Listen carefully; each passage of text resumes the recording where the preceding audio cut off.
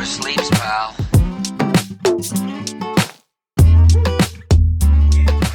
Hello, this is Conan Brophy from Create Sound, and this is episode 25 of Money Never Sleeps, a podcast that looks inside the head of entrepreneurs and at what makes them do what they do. Money Never Sleeps is kindly sponsored by Top Tier Recruitment, a specialist recruitment consultancy in fintech and financial services. We're welcoming Eoin Fitzgerald back to the show this week after a 2-week hiatus. So we thought we'd turn the tables a bit more and have me, the recording and sound engineer for Money Never Sleeps, intro this episode. In this episode, we talk to Eoin Fitzgerald himself, co-host of Money Never Sleeps with Pete Townsend, and also a senior development advisor at Enterprise Ireland, the largest fintech investor you might not have heard of. Eoin and Pete met in 2016 and were always looking for some way to collaborate on something. So when Eoin decided he wanted to launch a podcast, Pete had just jumped through the other side of a 6-month gig with the podcast that monetizes through consultancy, that is 11FS. So it made complete sense. With 24 episodes under the belt, here we are, and let's get on with episode 25. Here we go again. Welcome to the 25th episode of Money Never Sleeps. We're here in the shiny new offices of our kind sponsor, Top Tier Recruitment, here at WeWork Dublin Landings.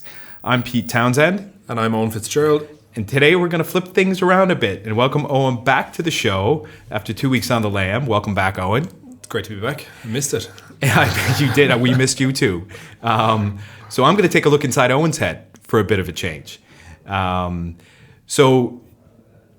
Everything we've done so far, 24 episodes in, it's all kind of crazy. It all just kind of happened and we're on a roll here, right? And we're going to keep it going. And we met, I think, either over the phone, I forget who introduced us. It might have been Mike Brennan from Enterprise Ireland. In November 2016, I was looking for some insight on future finance. And you had worked there and you had known. I remember we had a chat on the phone and things just seemed to click. Yeah, definitely. I think I remember that now. I think it was by phone because we were only talking about it beforehand. Yeah, I'm nearly certain it was for some reason. You probably may have known someone who was going to work there or something like that, but it was definitely a phone conversation. Yeah, no. That was me. I was having a chat with Brian Norton. Yeah. No, and it was just kind of an exploratory thing. A recruiter had introduced me to him. It wasn't a recruiting gig that she had with him. It was just that, okay, you're American, he's American, you guys should probably talk. Yeah. And I went in there with a SWOT analysis, I think I call it, instead of a SWOT analysis, which is, when you go in to meet someone for the first time, you don't want to say strengths, weaknesses, opportunities, threats. I said strengths, questions, opportunities, threats. He introduced me to a few of his guys. We had dinner, and that was pretty much it. I remember that. I remember that conversation. So yeah. So you gave me some good insight there. Some advice at the time. So, tell me your backstory, just for the listeners, because we've never really got into this before, on air at least, so that people kind of know, where you're coming from and how this all happened. So give us a shot here. Tell us where this all came from. Okay, quick roundup, because I suppose I've worked in nearly as many places in the last 10 years as there is years. It's been an interesting journey. So I started on AIB on the grad program there, or what was very quickly wound up grad program in September 2007. Just come out of college, I was working in private banking, which became wealth management, but I was working on the European property team. So just as the world started to go terrible, I joined Irish Bank to look at property. Great time. But actually, I was very fortunate. I got working with a guy named Seamus McGrath, who was probably and has always been my kind of mentor. I often still to this day bounce a lot of stuff off him. And he had just come in from Intel at the time, so he wasn't a banker, not his background. And I mean, he used to get in trouble for bringing me to meetings that I had there was no reason I'd be there other than for my learning. We used to have our, I'd say, daily management meetings in the Costa around the corner over a coffee and a muffin, which a lot of people got jealous about in the office. But that was the way I learned a huge amount about, A daily coffee and a muffin. Yeah, it wasn't good for the waistline, but it was great for, he had such a range of experience, and just in terms of a way to kind of someone who... And he did that just for you and nobody else? I was the only one, so there was 3 of us on the team, but Seamus liked to go for a coffee. Okay. And I was always keen to get out of the office, as I still am. And that was it, but I learned a huge amount, and his approach to it was to just be involved in everything. And figure it out. So I was very fortunate to do that. Now, AIB, obviously at the time, I stayed 3 years there. I moved around a bit internally because obviously the world went to shit and banking went to shit. And AIB was heavy in the Irish property and European property space. So a lot of it became managing existing property funds or working in NAMA. So I did a couple of stints in different NAMA units. I used to have to go around the country to different branches and find out what loan agreements they had signed on file, of which there weren't as many as you would expect there should be. And then after a while, I tried to get out then, or everyone was trying to get out. So I managed to get a really good job in Barclays Corporate, working with Irish corporates, international operations. Really interesting. I actually got that through Paul Smith in Top Tier, which is how I know Paul. Okay. Going back all those years, that was 2010. So I started off there. Was lucky I got promoted after a year. I really enjoyed it. Like, it was a change from AIB and how things had gone. And how do you think that initial mentorship though that you had from Seamus helped you with Barclays? It set everything I do now. So like I approach it from a kind of pay it forward sort of way. So I do a lot of work. I did work in future finance, working with the grads there. I kind of looked after their grad program, if you want to call it that. And then I work with the grads now in Enterprise Ireland. And I think everyone should have that kind of mentor as their boss. If you get lucky enough to have that opportunity, then it's fantastic for you, and it shapes a lot of the way I do things and the way I would continue to do things now. And I was very fortunate because I've also worked with some terrible bosses, so I've seen both sides of it over the years. Historically terrible bosses, not current bosses, of course. But yeah, so and that's shaped everything in terms of my approach to a lot of what I do. I give a lot of my time to having a chat with people and introducing people and helping them in ways that go outside of my job, because I just like to help them and give advice where I can. And I've been fortunate enough now. I've worked in a whole range of different roles in banking and in other things, and I've a fair amount of information that I can pass on. I'm by no means an expert, but. And how long were you at Barclays? So I did 3 years in Barclays. I got promoted after my first year. In the first year, I met a guy. I was really fortunate. I brought in Barclays' only IPO that I looked at the Irish office. It was a fantastic piece of work to be involved in. It involved flying 2 guys over from New York on a flight to arrive in Dublin at 9 that morning and then fly them back out at 1 o'clock that afternoon to pitch for an IPO. It was really exciting. But actually that came about because I made friends with a guy whose son was doing little kicker soccer on a Saturday morning with my daughter. And we just happened to be sitting beside each other, and I knew who he was and what he did in his company, and built up a friendship on the back of that. Did 3 years in Barclays. Took some time out then, a career break. My 5-year-old was being born that summer, so I just took some time off. My wife works as a teacher, so she took some time off. We were both off over the summer, and then she went back to work, and I stayed out of work for a little bit longer. Did a couple of stints then with IBRC and AIB in the recovery side. They were both down local to where I live, so it was just the time at home, and the cash was starting to run out. So it's time to get back working. And then I was fortunate enough, I got a phone call out of the blue when I worked in AIB asking me to go for an interview with Future Finance, which at the time was a really small office in Fitzwilliam Business Centre, I think it's called. I remember that. Down there opposite State Street, and I think there was maybe 10 or less people at the time. Everyone crammed in on top of each other. Really exciting. Had no idea what I was getting myself in for, because at the time I was working in AIB, 5 minutes drive from my house in Naas to working for a startup, and I was gone every morning at 6:30, and I was getting home at 8 o'clock, and I did that for about a year and a half. But to me, it was the best. Then that was the best experience of my career to date. What was the difference between going into an office every day like Barclays, right? And I know you took that little break there when your 5-year-old was born at the age of 5, so you had that little kind of adjustment period, right? But going from you had AIB, you then had Barclays, and then some time off, and then boom, right into the middle of startup land. Oh, it was crazy. But the thing was, and it's to my detriment sometimes, I like to get involved in everything. I can't help it. I'm not limited and I don't limit myself to just what I'm hired to do. In some ways, I'm a terrible employee because I get involved in far more things than I get paid to do. But that's just been my approach to everything. And I'm a believer. I'm a Bruce Lee fan. He has a famous quote: "It's take whatever you can get and from wherever you can get it." And I take that approach to work. So to me, when I was in Future Finance, I thought it was the best thing ever because I was kind of finally unleashed. I was doing business. I was brought in to kind of lead the underwriting side of it. Help build out the kind of tech solution. And it was so what Future Finance did was obviously online lending to students, but there were students with where you were making a projected bet on their future affordability and their payment ability. So very much like it was, blank slate sort of stuff, and you could do whatever you wanted there. And I did a lot of stuff around marketing, PR, anything I could throw my hand to, and I love that.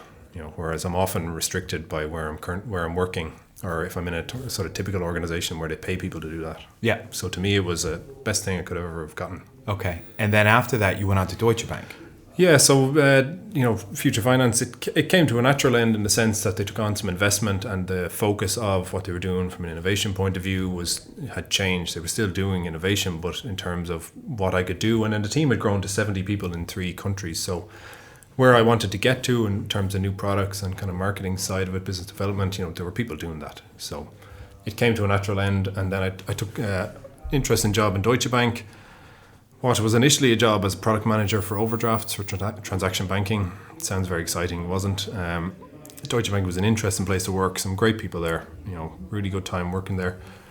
But I recognized an opportunity while I was there, and there was a lot of restructuring going on at the time. So I was between bosses for about 6 months while I was there. And at the time, I just wanted to get more in the fintech space. Obviously, I'd come from it, and there was a lot of interesting stuff going on in the Irish scene here. So, what is it about you and fintech?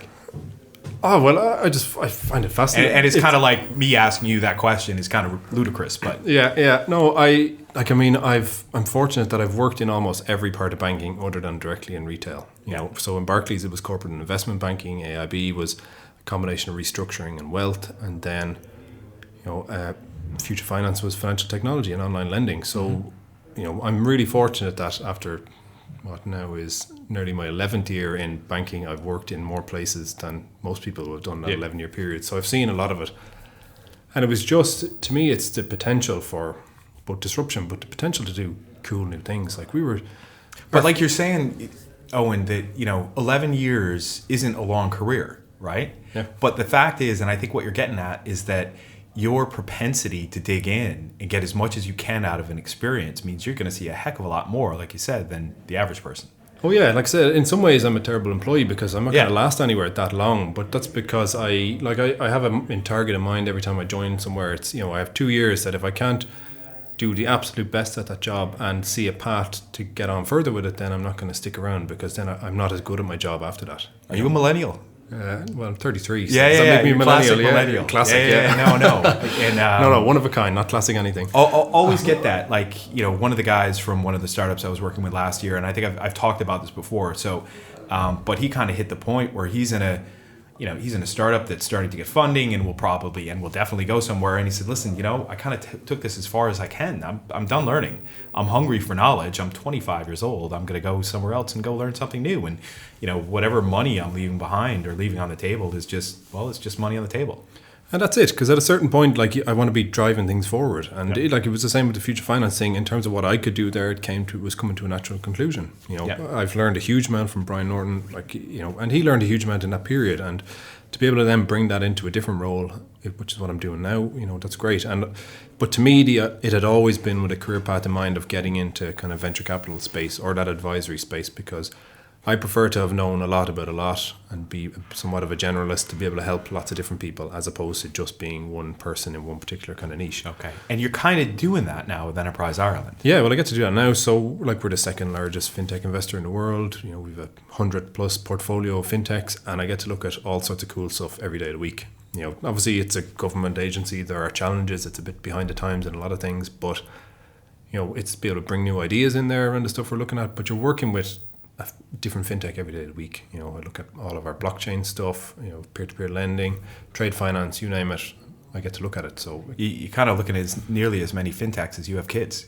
Well, nearly 5 for the record. That's a pizza. But you can't pick a favorite kid. Can you pick a favorite deal? No, but the company I'm most, I suppose, excited about is AidTech. So I led that was Enterprise Ireland's first investment in a blockchain company. We had Niall on the show. I'm not sure what episode. I think it was episode 12. Yeah, and I think what the guys are doing is just fantastic. And in terms of unicorn status, it's potentially the one that's out there. But they were the first, I suppose, joint government investment in a blockchain company. It's the Irish and Singapore government. They're changing the world in a positive way, but they're also commercially driven, and they're very upfront about that. So I just think the potential for that, when you look at the scale of what they're doing and the scale of the opportunity there, and like it's not great thinking of it as an opportunity when you're talking about aid distribution to underprivileged people, but in terms of the opportunity for the company, I think it's massive. So that excites me a lot. Do you think you're more hooked into the fintech propositions that are strongly attached to bleeding edge technology, or those that have more of a greater good impact? The thing with the technology piece is, I mean, I'm not a tech guy. Yeah. I don't. A lot of the time, I don't understand it. The way I view it, and the way I've kind of always viewed it, and it was drilled into me in Barclays. Like, the approach we took with things in Barclays was that you're the conductor of the orchestra. You work with a client and you find the areas that they need help, and you plug in the right people. I'm not a tech guy. There's a fair amount of stuff I understand about blockchain. There's plenty that I don't understand. So I lean on the likes of yourself or Laurie or some of the blockchain expert group that we work with for those sort of things that I don't know. So it's more the space that I'm in. I know banking and financial services. Like I said, I've worked in a lot of different areas of it, so I see where the application is. So to me, it's not the technology piece. It's about the ability to do something different. It's not even the social good. I'm not driven by that piece necessarily. It's just the opportunity to do something different where there isn't something there. And even when we come to the podcast, like, the reason I reached out to you about that was, we have a good vibe. I always thought there was something we could do together. Yeah. But also there wasn't a version of what we're doing now in the Irish market. And I thought there should be. There's some fantastic entrepreneurs. I get to work with them a lot, and they have a great story to tell, but nobody was telling that story for them or helping them tell that story. And if we get to do that even in a small scale, then great, because we've had some really interesting people on the show. Yeah, we have. Tell me about, there was some other inspiration there as well for the podcast, wasn't there? Just beyond having a voice or telling a story? I'm trying to think now. I mean, I saw obviously what the guys in 11FS were doing. I thought it was cool. But as well as that, it was the opportunity to sit across from these people and talk to them about it, and to learn their experience. Like, I would always hope that someday I'll get out and start something on my own, What do you think you've gotten personally out of being on that side of the microphone, right? And asking those questions and doing the interviews? Well, I don't know. I mean, like, there are things like Profile, it helps get my name out there a bit more, but it wasn't for that. But it's more, I suppose, it's finding ways to connect with people. It's hard, obviously, when you're meeting sometimes entrepreneurs for the first time. And that's why we kind of structure the kind of questions that we give people in advance in a particular way. We're trying to tease out what it is about them. Like, I look at it that I couldn't start a company tomorrow because I have a family. And, okay, well, how do I do that? We've had people on the show with families, what are the challenges they face? And to me, that's why we've kind of directed it in a way that it's not about the company as such. It's about that person, what drives them, what keeps them up at night. How do they make those choices? So, and from the perspective of, you have, for having that microphone there, right? There is some type of personal development that anybody that's doing a podcast and asking people questions that they will go through. So if reframing the question, have there been new skills that you think you've developed over the course of the last few months from doing this? Absolutely. Like, I would like to think, and some people think that they're good public speakers, other people are afraid of public speaking. I believe things like public speaking are very important. I think they're skills that should be taught at a younger level to kids in school and stuff like that. But actually sitting across from people and asking them questions and trying to tease out important bits of information from someone who that actually may be the first time I've met them. And we've been really fortunate. We've leaned on our networks and the people that we know to get on the show. But sometimes we've had people who we just want to listen to and we haven't met before. So it's trying to tease out the right things. That for me has been something I've had to learn. And it helps me in my work. But it also, for my own confidence. It really helps in that respect, and I can get to be more direct, and it's trying to find a way to get something out of a person and get the right answer out of them by asking a question in a particular way. You talked a few minutes ago as well, Eoin, about kind of the longer term view towards venture capital. Is that something you'd like to talk about? Yeah, absolutely. Okay. Are you thinking early stage? Are you thinking, seed, Series A? I'm thinking, like I said, I've always wanted to get to be in a position where I can help companies grow in whatever shape or form. Yeah. And I always take the view that it's in whatever shape or form. Even if it's what I'm doing now, it's investing. It's also, I make connections into the guys in top tier or others to help with, it's a wider, what can I do to help the companies that I'm working with in whatever shape or form. So that's the view I take on it. To me, it'd be kind of probably at the seed, Series A stage whereby they still require a fair amount of help. They're still growing, they're still scaling. There's probably a lot of challenges that they haven't come across yet. I've been really fortunate, obviously, going through the process of Future Finance and being heavily involved in it, to see what was going on and to see some of the great things that were done, some of the mistakes that were made, and then working with the clients that I work with now in that space. I get to do and pass on any of that knowledge that I've picked up from other people. Where would I like to get to? I suppose it's not just your typical VC, and I'm not sure what a typical VC is. There's so many different versions of it. Yeah. There are areas that I'm interested in, and there are challenges that entrepreneurs and companies come up against that aren't the type of challenges that people often talk about. You look at startups in the kind of regulated space and how, who works for them. So you see the money being spent by Airbnb and Google and Facebook on lobbying. A startup doesn't have that challenge. So the really great thing that came out of Future Finance was the mission, and that was that Brian and the team didn't feel that any student should be left behind in terms of access to finance for education. And it was a really powerful message. But if you apply the same thinking then to a startup, no startup shouldn't exist or should be limited in their ability to grow by not having access to people who can help them in a regulated space. Do you think there are enough resources in Ireland right now to help Irish startups? No, I don't think so. I mean, as with anything, it comes down to money. Do startups have the money to pay for a part-time person? Is it a lobbyist? It's not necessarily even a lobbyist, but do they have the money to pay for the likes of a lobbyist? I don't think so. Okay. And there's a challenge because obviously we're a small market. Resources are limited. They'll be spent on more important things, but it's still a very important issue to you if you're in a regulated space. So, and I just happen to be really fascinated by politics anyway. It's always been something I'm interested in. But not in the pure political side of it. I follow the US elections, but actually I'm more interested in the kind of data and the analytics side of it and how people make decisions and how can you influence decisions. That's the bit I'm really interested in. So you could apply that to the VC space, to the investment space. How do you invest in companies? Why, it's gut feeling at a seed stage, but gut feeling isn't something you can stand over. It's not something you can quantify, all those sort of things. So do you think doing this podcast has helped you to develop even further that gut instinctual capabilities? Yeah, I think so. I mean, so I've done hopefully I've done 7 to 8 investments this year in early stage companies. A couple next year, so it'll be double digits for my kind of year and a half in Enterprise Ireland, in the ones that I've led directly, and then there's X number of ones that I've been involved in. So that has helped. And actually, I would have always been of the mindset, and I'm quite analytical in the sense of, from a data point of view, I would have been always of the mindset that the data should drive it.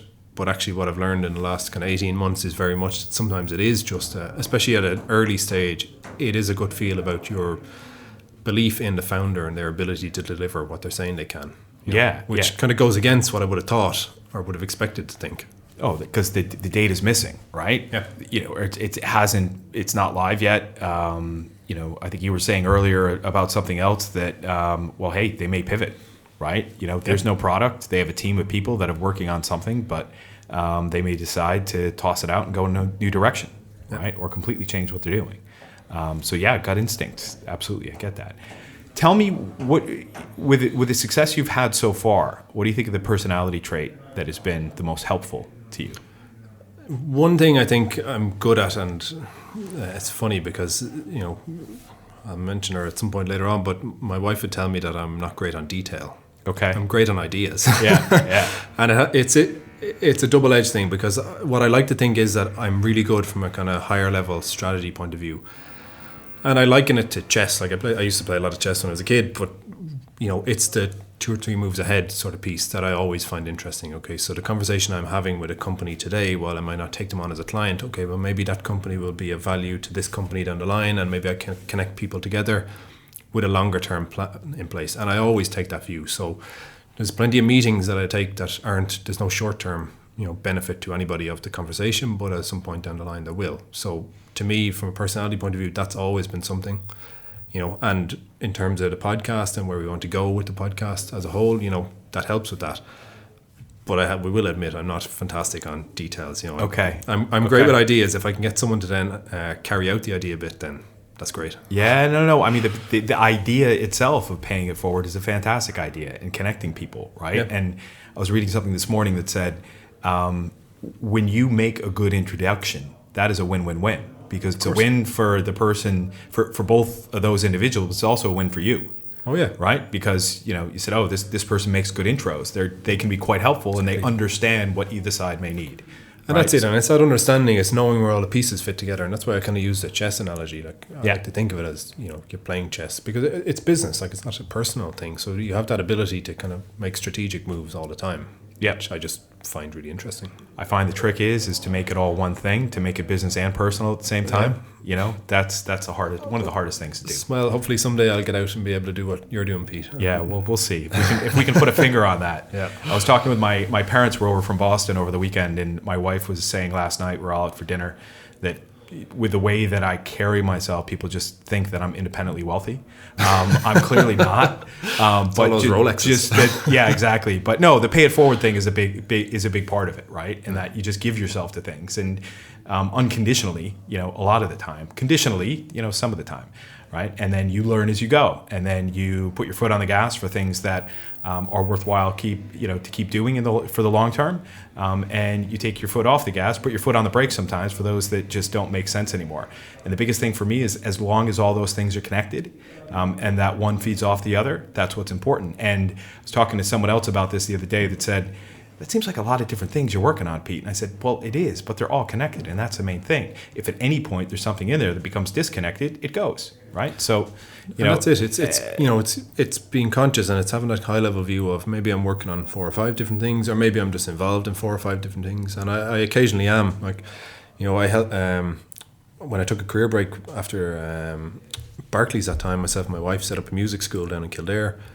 I'll be the first to admit I know absolutely nothing about music. My wife's an incredibly talented cellist and pianist, but I knew where the opportunity was. So she had helped her friend build a really successful music school in South Dublin, and we just recreated the exact same thing, but did it in such a way that we just rented space in a school. So there were no overheads, there was no rates, there was no charges. We effectively just connected students with teachers and sat in the middle and took a cut of that.